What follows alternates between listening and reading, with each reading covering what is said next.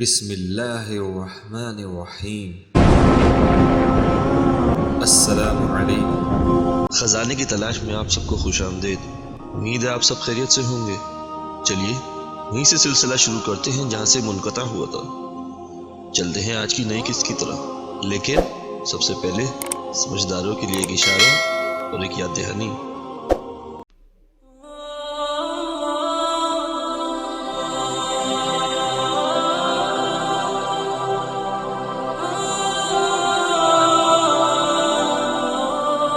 ناظرین، جیسا کہ ہم نے آپ کو اپنی گزشتہ قسط میں بتایا تھا کہ حضور اکرم صلی اللہ علیہ وآلہ وسلم کے سلسلہ نسب میں موجود ان تمام لوگوں کو اللہ تعالیٰ نے نہ صرف اس وقت کے معاشرے میں عزت و احترام اور اثر و رسوخ دیا، بلکہ ان سب کو ایسی ذہانت اور علم و حکمت دی کہ یہ تمام لوگ ہمیشہ معاشرے میں نمایاں اور ممتاز ہی رہے۔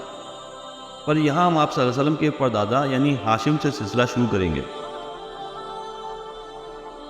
امام مالک اور امام شافعی فرماتے ہیں کہ ہاشم کا نام عمرو تھا، مکہ میں قحط تھا، آپ نے شوربے میں روٹیاں چورا کر کے اہل مکہ کو کھلائیں، اس لیے ان کا نام ہاشم ہو گیا۔ ہشم کے معنی ہے چورا کرنے اور ہاشم اس کا اسم فاعل ہے یعنی ورب ہے۔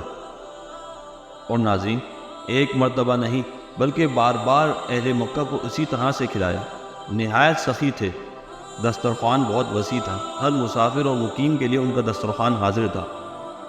غریب مسافروں کو سفر کرنے کے لیے اونٹ دیا کرتے تھے۔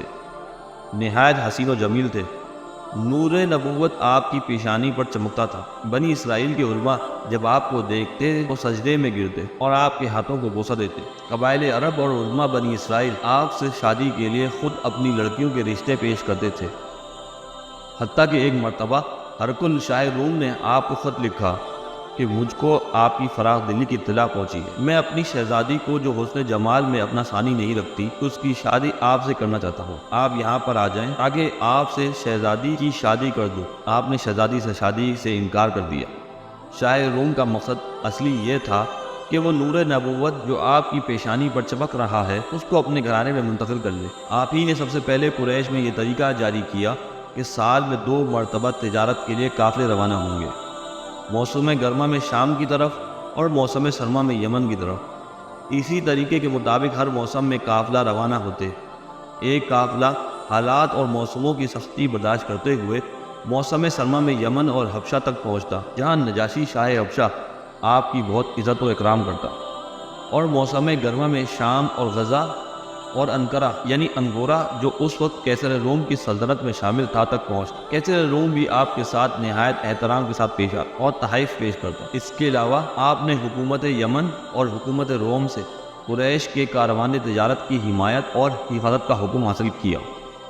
اور صرف یہی نہیں بلکہ اس وقت عرب میں چونکہ لوٹ مار اور قتل و غارت عام تھی، اس لیے آپ نے قبائل سے یہ بھی معاہدہ کیا کہ ہم خود تمہاری ضرورتیں تمہیں پہنچایا کریں گے اور تم ہمارے قافلے کو کسی قسم کا کوئی نقصان نہ پہنچانا۔ آپ کی اسی حسن تدبیر کا یہ نتیجہ ہوا کہ تمام راستے پرامن اور محفوظ ہو، اور یہی بات اللہ تعالیٰ نے قرآن کی سورہ قریش میں بھی ذکر فرمائی، جس کا ترجمہ کچھ اس طرح سے ہے کہ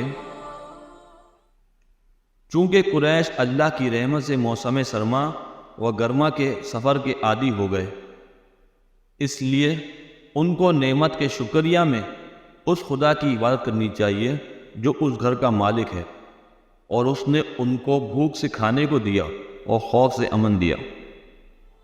جب ایام حج آتے تو آپ تمام حجاج کو گوشت اور روٹی اور ستو اور کھجوریں یہ چیزیں کھلاتے۔ مینا اور مزدلفہ اور عرفات میں بھی اسی طرح کھانے اور پینے کا انتظام فرماتے۔ امیہ بن عبد شمس کو آپ کا سخاوت اور دریا دلی اور تمام عرب نے ان کا یہ اقتدار بہت ناگوار اور برا لگتا۔ امیہ نے بھی اس کی کوشش کی کہ آپ کی طرح لوگوں کو کھلائے، مگر امیہ باوجود مال و دولت کے آپ کا مقابلہ نہ کر سکا، اور شاید بنی ہاشم سے بنی امیہ کی عداوت کا سلسلہ یہیں سے شروع ہوا تھا۔ ایک بار آپ اپنے تجارتی قافلے کے ساتھ سفر کے لیے روانہ ہوئے۔ راستے میں مدینہ منورہ ٹھہرے، وہاں بازار میں ایک عورت پر نظر پڑی جو حسین و جمیل ہونے کے علاوہ اعلیٰ خاندان سے تعلق رکھنے والی نیک اور شریف عورت لگی۔ فہم و فراست اس کے چہرے سے نمایاں تھی۔ آپ نے معلوم کیا کہ کیا یہ عورت کسی کی بیوی ہے یا کنواری ہے۔ معلوم ہوا کہ اسیہ بن جلہ کی بیوی تھی جسے عمر اور معبد یہ 2 لڑکے پیدا ہوئے۔ بعد میں اسیہ نے ان کو طلاق دے دی۔ آپ نے ان سے نکاح کے لیے پیغام بھیجا۔ آپ کی شرافت اور عرب میں عزت و مقام کی وجہ سے انہوں نے بھی پیغام کو قبول کیا اور نکاح ہو گیا۔ ان عورت کا نام سلمہ بنت عمرو تھا جو قبیلہ بنی نجار سے تھی۔ نکاح کے بعد آپ نے ایک دعوت دی جس میں تمام قافلے والے شریک تھے اور کچھ لوگ قبیلہ خزرج کے بھی موجود تھے۔ آپ نے نکاح کے بعد کچھ روز مدینہ میں قیام کیا اور وہاں آپ کی بیوی 19 سے ہو گئی جس سے عبد المطلب پیدا ہوئے۔